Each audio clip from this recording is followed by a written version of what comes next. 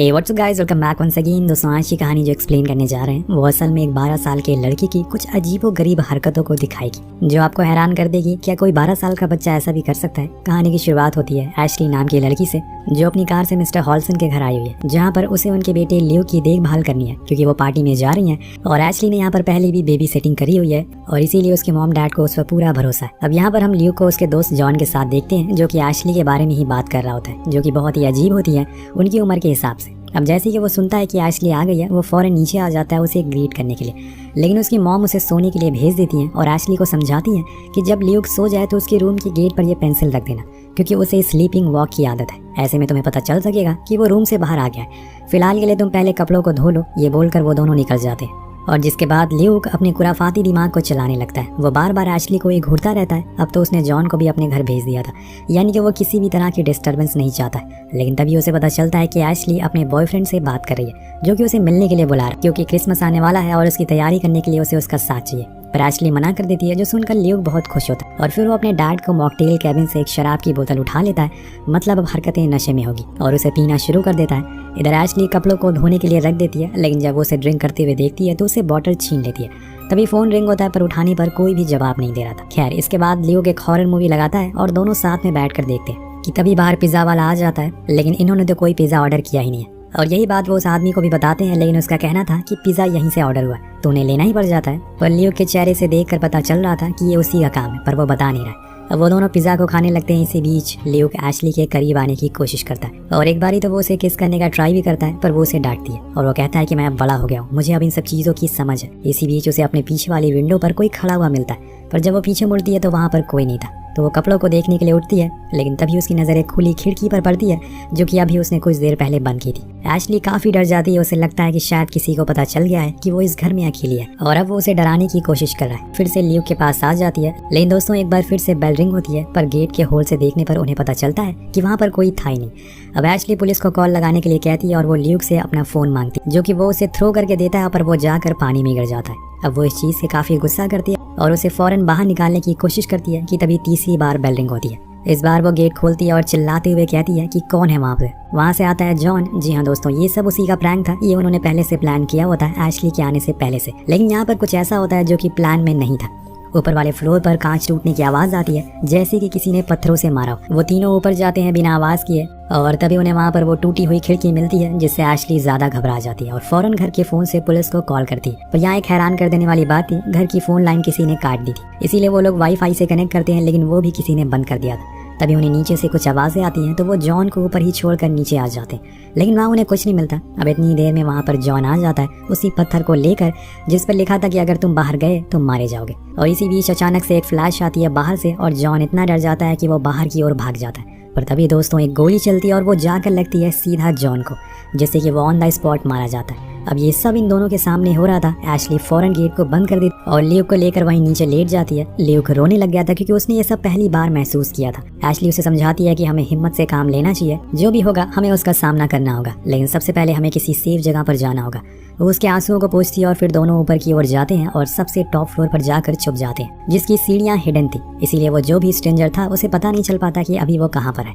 उसे यही पता था कि एक लड़का घर में अकेला है। दोनों बिना आवाज करे वहीं बैठे रहते हैं, लेकिन तभी एशली के मुंह पर एक मकड़ी आकर गिरती है जिससे वो डर जाती है और उस फ्लोर की सीढ़ियों को खोल देती है। अब उस स्ट्रेंजर को पता चल चुका था कि ये लोग कहाँ पर हैं, लेकिन यहाँ ल्यूक उसे संभालता है और उसे गले से लगा लेता है और बताता है कि उसके डैड के पास एक बंदूक है, उन्हें पहले उसे ले लेना होगा, जिसके बाद वो उस इंसान का सामना कर पाएंगे। और वहाँ वो बंदूक को ले लेते हैं, लेकिन इतने में वो स्ट्रेंजर अब घर के अंदर आ चुका था। वो टॉर्च लेकर हर तरफ इन्हें देख ही रहा होता है। वो उस रूम में भी आ जाता है, लेकिन ल्यूक एक केयरिंग लड़की की तरह एशली को लेकर दरवाजे के पीछे छुप जाता है जिससे कि उसे कुछ भी पता नहीं चलता। देन वो दोनों भागते हुए ल्यूक के रूम में जाते हैं और अलमीरा में छुप जाते हैं। तभी ल्यूक से गलती से एक खिलौना दब जाता है जिससे कि आवाज हो जाती है और क्या होना था। वो स्ट्रेंजर ऊपर तक आ जाता है अपने हाथ में स्नाइपर बंदूक को लेकर। ये दोनों चुपचाप मुंह दबा कर बैठे रहते हैं। इसी बीच एशली नोटिस करती है कि उस स्ट्रेंजर ने जो मास्क पहना हुआ है वो उसने कहीं देखा है। तभी उसके दिमाग में ल्यूक की फैमिली की पिक्चर याद आती है जिसमें ल्यूक के डैड ने सेम यही मास्क पहना हुआ था। वो फौरन अलमीरा से बाहर आती है और उस स्ट्रेंजर से कहती है कि अपना मास्क उतारो और बूम, यहाँ पर होता है एक भयंकर वाला प्रैंक। उस मास्क के पीछे असल में कोई और नहीं बल्कि जॉन ही होता है और ये सब ल्यूक का ही प्लान था।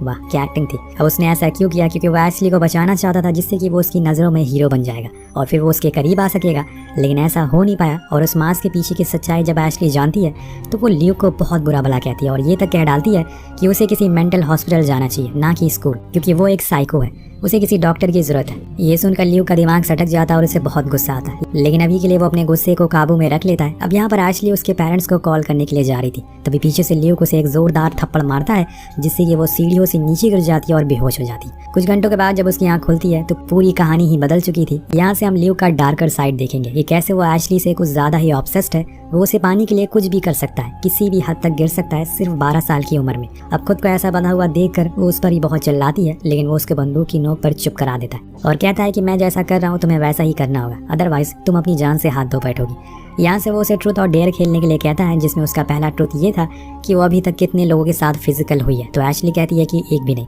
तब जॉन डेयर चुनता है और उसे ल्यूक से कहता है कि तुम जाकर उसके ऊपर पार्ट को टच करो। ये डेयर वो पूरा भी कर दे, जिससे ये साफ पता चल जाता है कि ये मासूम सा दिखने वाला लड़का इसके दिमाग में क्या क्या भरा हुआ है। जॉन भी ऐसा ही कुछ करने को कहता है, लेकिन ल्यूक उसे धक्का मारकर मना कर देता है। अब कहानी आगे बढ़ती है। यहाँ एशली सही मौका देखकर सामने वाले घर में टॉर्च फ्लैश करने लगती है, लेकिन शायद वहाँ कोई नहीं था क्योंकि आज क्रिसमस है और सभी लोग बिजी होंगे और इसीलिए ये मौका भी हाथ से चला जाता है। अब यहाँ पर ल्यूक उसे जबरदस्ती ड्रिंक करवाता है, पर वो बॉटल को तोड़ देती है और इस बात से वो उसे बहुत गालियां देता है। पर तभी कहानी में आता है एक और ट्विस्ट। यहाँ पर होती है रॉनी की एंट्री, जो कि एशली का बॉयफ्रेंड है।